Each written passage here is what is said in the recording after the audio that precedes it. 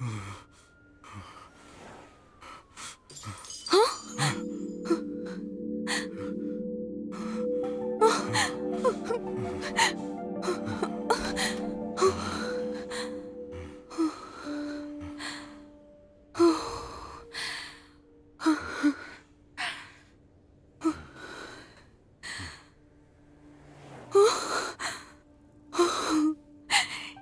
பிரகாஷ் மாமா இப்படி பண்ணிட்டீங்க?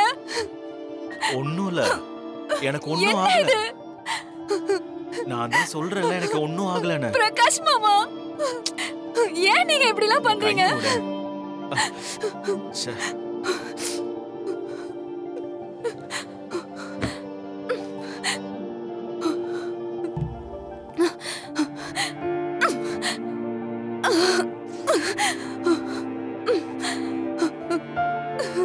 ஏன் பயப்படுற? கடவுளே, நான் சாவறதுக்கு நீங்க என்ன பண்ணி வச்சிருக்கீங்க? ஏய், நீ செத்து என்ன பிரயோஜனம்? என்ன மாமா? நீ அந்த வார்த்தை சொன்ன போதே நான் செத்துட்டேனடி. பிரகாஷ் மாமா, பிரகாஷ் மாமா, என் கோவம்லாம் நான் என்கிட்ட தானே காட்ட முடியும். என்ன மாமா நீங்க இப்படி எல்லாம் பேசுறீங்க? உனக்கும் அடிபட்டுற போது எழுந்துற. வா, ரத்தம் நிறைய வருது, நம்ம ஹாஸ்பிடல் போலாம். எழுந்திரி. வேணாம், விடு.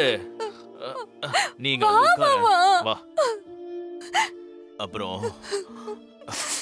உனக்கு என்ன வேணுமோ நீ பண்ணிக்கோ, நான் எதுக்கும் தடையா வர மாட்டேன். உனக்கு என்ன வேணாலும் பண்ணிக்கோ. நான் அப்படிலாம் மனசுல வச்சு பேசல மாமா. பீரியட் ஒண்ணு முடிவு எடுத்துட்டேனா, பீரியட் தான் நல்லது.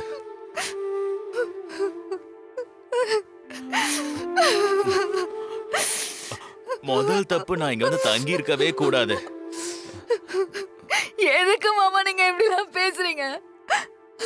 உன் வேலை, உன் ஃப்ரெண்ட்ஸ், இதுக்கு இடையில எல்லாம் நான் எப்படிமா வந்து செட் ஆகுறது? நான் வந்து இந்த லோக்கல் செட்டப்ல தான்மா வாழ்ந்திருக்கேன். இதெல்லாம் மனசுல கூட நினைச்சு பார்க்கல.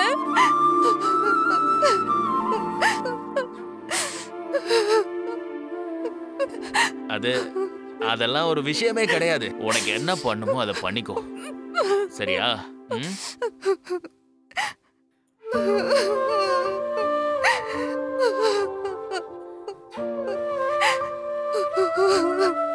அப்புறம் நீ எதுவும் பயப்படாத. எனக்கு சின்ன அடிதான் பட்டிருக்கு, ஒன்னும் ஆகாது. நீ கவலைப்படாத.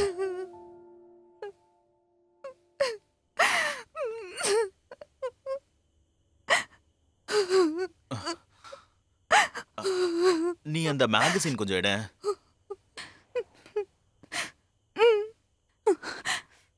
இரு, கால குத்திக்க போகுது. இங்க வந்து உட்கார.